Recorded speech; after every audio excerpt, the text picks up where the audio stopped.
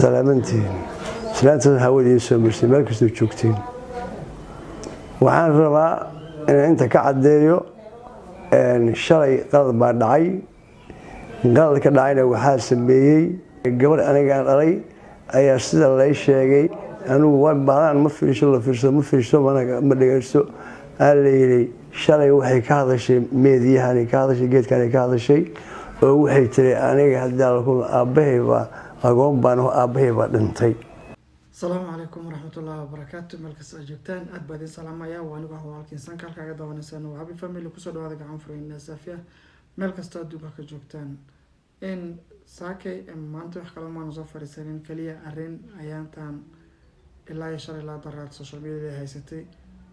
dhibaatooyin badan ka muuqato waa ogeedeen daraad in gabar ay soo fariisatay tiraanigii hooyaday ilmahan yar aabahay naga dhintay anaga wax ma haysano dhaaranaysa ilaahay baa nagu og lahayd Allahu a'lam wax walba jiro horta sidaba anaga wax walba intaan ka joognaa ma la joogno laakiin se waxa ay nala tahay isee noola muuqato in mar walba ka hadalna waa maadaama aan nahay indhii ummadda sababtoo ah dad badan baa anaga nagu xiran dad badan baa na daawanaya dad badan baa in arrintan wax ka og ama jecelna wax ka ogaadaan waxaa jiray gabar yar oo calaacashay oo dhibaato badan la martay oo micnaha wajigeeda iyo meesha ku nooshahay iyo hooyadeed iyo ilmihii yaraa meesha jiifiyay kulli marka aragtid ba micnaha caloosha ku gudoomayso dhibaato badan ay haysatay in xalay waxa soo hadlay aabaheed iyo walaasheed oo leh aabihii waa dhaqan yahay waxba kama maqna mara xaqiiqa dhibaa bas daawo TV-ga baba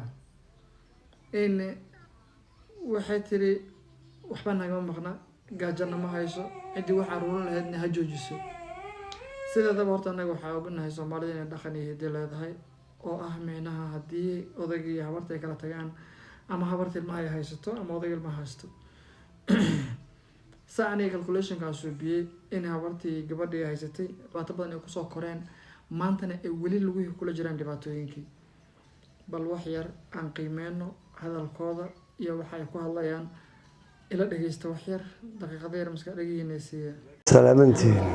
islaantada hawada soo marsay meel kastoo joogtiin waxaan rabaa inaan inta ka cadeeyo shalay qalad baa dhacay qaladka dhacayna waxaa sameeyay gabar aniga aan dhalay ayaa sida la sheegay anigu waan baahan ma fiirso ma dhageysto aan leeyahay shalay waxay ka hadashay meediyahan ka hadashay geedkan ka hadashay oo waxay tiri aniga hadaa la kulmo aabahay baa agoon baan aabahay baa dhintay oo hadaa la kulmo ilmihii uu ka tagayo yaraan haya iyo hooyaday baan haya waa baahanahay in la soo gargaaro ay tiri horta khalad kood gabadha ay soo biso waxa waaye inay dhahdo agoona ahay aabaheedo nool ee dhahdo micnaha hadana ilmo yar uu ka tagaa guriga joogo odaga waxa noo faahfaahin doono marka aan ku sii socono blanka caynkaas oo sugana ma naqaano sida waxaas oo saas loo blan galo geedaha lagu duubayo oo adduunka loo wargeliyayo ma naqaan dadka loo baadi geeyayo leeyahay dada ma isku cadileen oo dad saas ku qof jiiso qof uriyano qof saar leeyahay ma naqaan shaqaas yaasha meesha taala in la weydiiyo lagu tago odaga waxay tahay maadaama aad tiri micnaha naga dhaqankeena ma aha in micnaha inta social media soo istaagnaan dhahno waxaasana la siiyo waxaan lagu taageero waxaan loo qabto maadaama aynan ahayn maxaa kalifa gabadhaada inay oyso inay soo fariisato waa su'aal iyadan loo baahan yahay jawaabteeda su'aal loo baahan yahay jawaabteeda waa sababtoo ah aniga ubadkayga waa ka warqabaa meel kasta ay joogaan qof walba Soomaaliyeed ama abo walba Soomaaliyeed ubadkiisa waa ka warqabaa haddii gabadhaada ay social media soo fariisatay ee oysay ee tiri waa dhibaataysanahay waxaan haysana ma laha la soo gargaaro adiga inta ku maqlid markaas dheysay inta kula soo hadashay ma awoodi weysay inay ku dhahdo aabe waxa soo baanahay waa baanahay wixii qabo qaani shalay iyada nagu gaado dadka hadii la ku bayaan saan nagu sameeyay ma kulanteen iyada arrintan markii ku soo shaabaxday ama aan dhashay ka dabo wada hadal ma la sameeyay oo weydiiday sababta iyo waxa marka ku dhaliyay inay bulshada soo risagto waa saaka saragna maxaa ku qabta saacadteeda oo anigana idishiyo mutaqaana nolosha iga qaaday beentan uu sheegay ummadana nagu caybisay way iga naqatay tiraamo وإيجا نقطة لكن واحد كل ثمانية كل شيء ما يحول في مش ويجا نقطي waa maqlayseen wuxuu yidhi gabadhii saakaas la hadalnay aan ismaqalnaan iyada markaan weydiiyey maxaa kugu kalifay aabo aniga ii disha nolosha ii dhaafisay waxay tiri aabo way iga noqotay micnaha way iga noqotay aniga mid aan fahmi lahaa waaye aabo waxba nama siisida micnaha halkaasaan ku dayacannahay waa gar aaba micnaha dan la-aana noo geysa danyaraana noo geysani hooyada wax ma haysanana waa gar laakiin suu iga noqotay maskaxda xagee ku maqnad gabadha number 1 sheekada sideedaba inaan hal dhinac u xukmina maaha waa labada dhinacna ka fiirino arrinta noocaan oo kale ah markaa fiirinaysidna waa mindi laba af leh dhan walba wax u goyso gabadha teeda waa aragnay iyadoo oynayso iyadoo dhehayso waxba ma haysano odayga hadda waa kanaa leh micnaha aniga waxba kama ogi arrintaas gabadhin waxay ugu tiri waa iga noqotay bal idinka dadweyneoo maxay idinla tahay commentiga hoosena wala wadaaga wax kastoo idinla tahay sababtoo ah markii aad arrinta ku wareerto ninba hadda ka hor waxaa la dhahaa mataqaanaa gartuu aada u goyn yaqaanay wuxuu ahaa nin garta gooyo oo micnaha soomaalida dhankeeda caanka ah oo la yaqaan gartana cadaalad buu u goyni jiraa la dhahay